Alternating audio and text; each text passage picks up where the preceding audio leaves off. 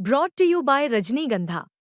यूं ही नहीं ताज ताज बन जाता है। शिल्पकारों का हुनर और चुनिंदा संगमरमर ताज को नायाब बनाते हैं। कुछ ऐसे ही चुनिंदा जगहों से बस खास ही चुनकर लाता हूँ। कतरे कतरे को मैं हीरे सा परखता हूँ। यूं ही नहीं मैं रजनीगंधा बन जाता हूँ। टाटा मोटर्स और उसकी सब्सिडियरी जैगुआर लैंड रोवर यानी जेएलआर पर हुए बड़े साइबर अटैक ने कंपनी के शेयरों और मुनाफे पर जोरदार असर डाला। अगर 25 सितंबर की बात की जाए तो शेयर बाजार में टाटा मोटर्स के शेयरों में 3% से ज्यादा की गिरावट दर्ज की गई। निफ्टी 50 और एफएनओ में ये सबसे बड़ा लूजर बन गया।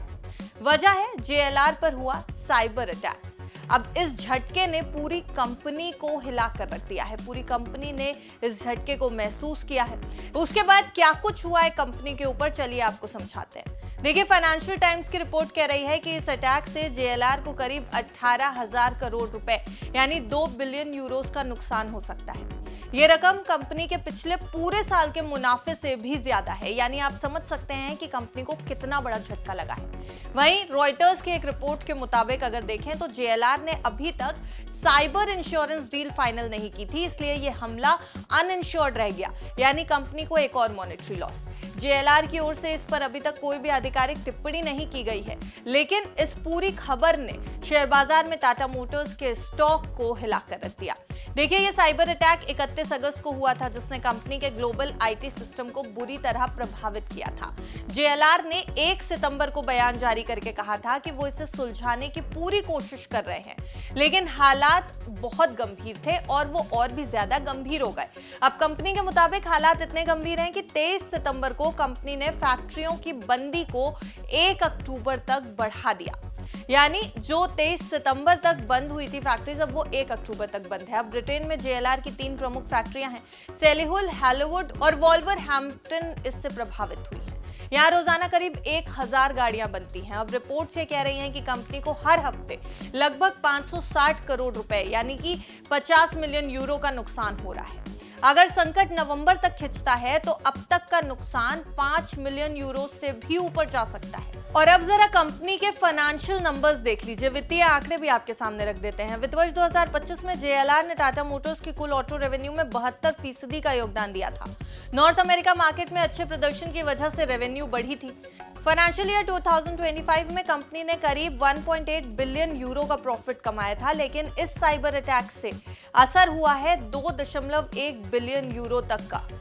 इसमें 2 बिलियन यूरो इंश्योरेंस बिल और 25 दिन के प्रोडक्शन स्टॉप से 100 मिलियन यूरो का नुकसान शामिल है।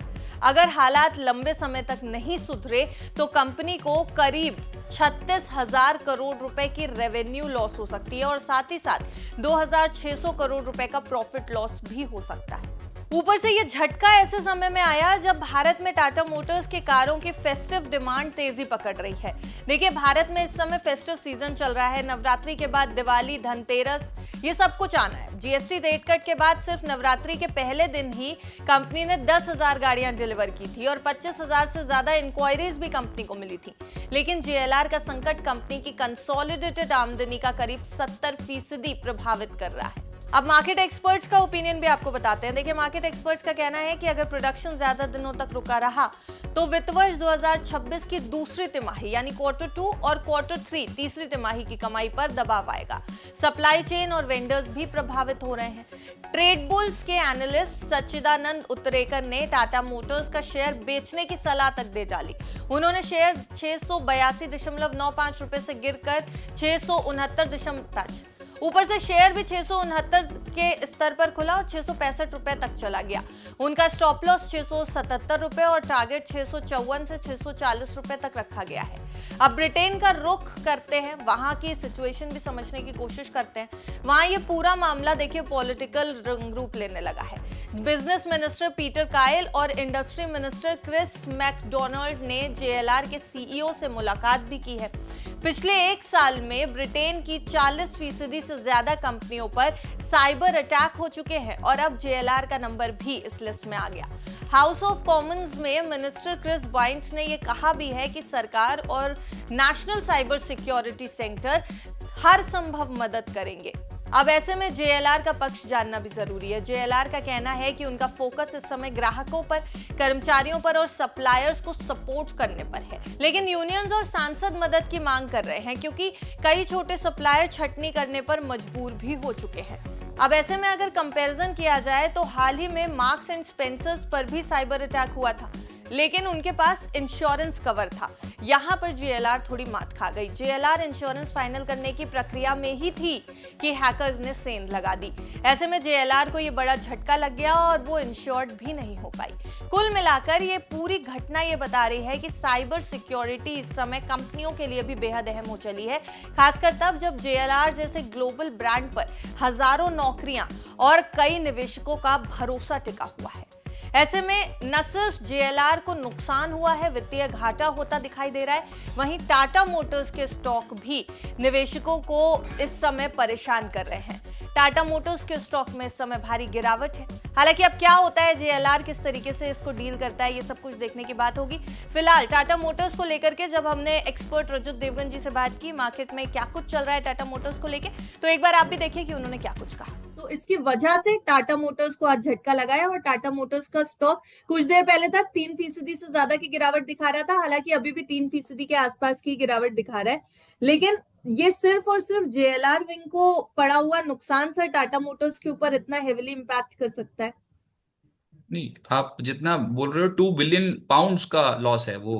Billion euros, that is 21,000 crore हाँ। In rupees. और यहाँ पर जो भी है, ये इतना बड़ा अगर साइबर अटैक था तो उसका तो डेफिनेटली फिर फाइनेंशियल पे असर आ ही गया ना, तो वो सर इतना। मैं ये भी बता दूं कि इंश्योरेंस से रिलेटेड चीजों को लेकर के जो है वो अटैक में हार्म हुआ है कंपनी को, क्योंकि इंश्योरेंस की जो डील थी कंपनी की, इंश्योर्ड जो होना था साइबर अटैक्स के से बचने के लिए, वो इंश्योरेंस डील नहीं करवाई थी जेएलआर ने, और वो इन प्रोसेस थी जिस दौरान ये साइबर अटैक हुआ है। भैया तभी टाटा ग्रुप के स्टॉक्स पिछले कुछ दिनों में टूट रहे हैं लगातार। हम देख ही नहीं रहे किसी टाटा ग्रुप के स्टॉक्स 31 बहुत अगस्त तेज के चलते। बाद से, हाँ सर, ये पैटर्न रहा है, क्योंकि 31 अगस्त को ही ये अटैक हुआ था।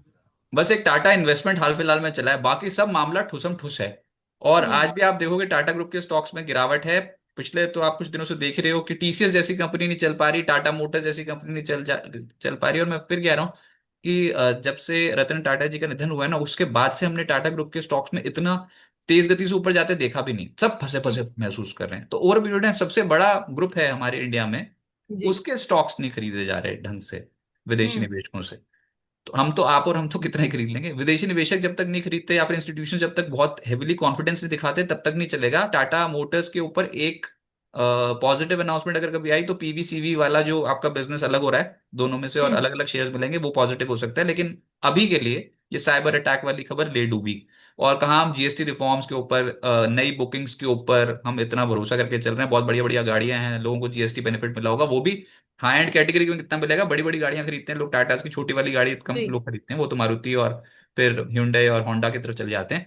लेकिन अभी फिलहाल ये वर्स्ट परफॉर्मिंग हो गया ऑटो में, जी, और लगातार क्योंकि हम गिरावट JLR sir revenue, consolidated revenue में भी 70% का हिस्सा देता है, जो आंकड़े हमारे सामने हैं टाटा अब मोटर्स को। मतलब इतना डीपली एनालाइज करोगे तो जिसके पास है ना वो फिर आपको बोलेंगे अरिमा अरिमा ने बोला था। अब दिक्कत ये है कि टूट गया है ना। पहले अगर हाँ जी। 720 के लेवल पे था तब तक तो बेच सकते थे, सात हम्म। 664 पे कैसे बेचे, ये नहीं होता। तो अब यहाँ पर आके 630 के आसपास सपोर्ट है, 720 का रेजिस्टेंस है, बहुत समय से है। और हम हमेशा से चिल्ला रहे हैं कि 720 का सपोर्ट रेजिस्टेंस है, नहीं नहीं होगा इससे पार। अब उसका बहुत स्पीड से गिरता है, तो हम्म। निवेशक बहुत फंसे फंसे से महसूस करते हैं। ट्रेडर्स के लिए है भी नहीं अब टाटा मोटर्स। ट्रेडिंग उस स्टॉक में जो लगातार हायर हाई हायर लो बना रहा है, जो ट्रेंड में है। टाटा मोटर ट्रेंड में नहीं है, आप ट्रेडिंग करके फंस जाओगे। निवेशक हो तो ठीक है, सो कि over period of time Tata motor is not a small company. लेकिन ऐसे ऐसे मोटे मोटे झटके देती है ना 21-21 हजार करोड़ रुपए के, तो फिर दिक्कत होती है।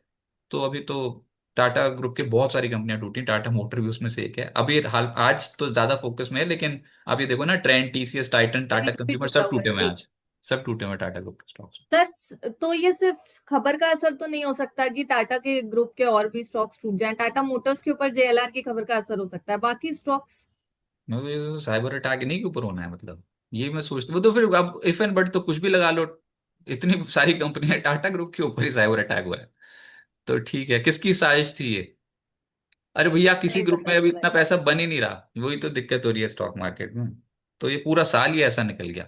ये अगर आपको मैं 2024 से पहले वाला समय दिखा दूं ना, तो ये टाटा ग्रुप का स्टॉक्स दे दनादन भागा करता था। ये करेक्टिव मैं बोलता हूँ ना, हर तेजी के बाद एक मंदी वाला फेज आता है। अब उसमें निवेशक बोलते हैं जल्दी खत्म करो इसे, नहीं हो रही खत्म, क्योंकि तेजी भी बहुत देखी हमने फ्रॉम 2020 ऑनवर्ड्स, 2020 से लेकर 2024 तक भागते जा रहा था, भागते जा रहा था। तो एटलीस्ट 1.5-2 साल की मंदी आएगी इसमें। अब वो हो गया पूरा 1 साल, एक 1.5 साल हो गया बल्कि। तो देखते हैं, निवेशक stay invested Tata Tata group की मोटर्स, कंपनी है, टाटा टाटा ग्रुप की मोटर्स कंपनी है, लेकिन चल नहीं रही है। तो फिलहाल स्थिति यही है। रजत देवगन जी ने भी जो कुछ कहा है हमने आपके सामने रखा है। अब जेएलआर में क्या कुछ होता है देखने की बात होगी। आपको हमारी ये रिपोर्ट कैसी लगी कमेंट सेक्शन में जरूर बताइएगा। देखते रहिए बस तक।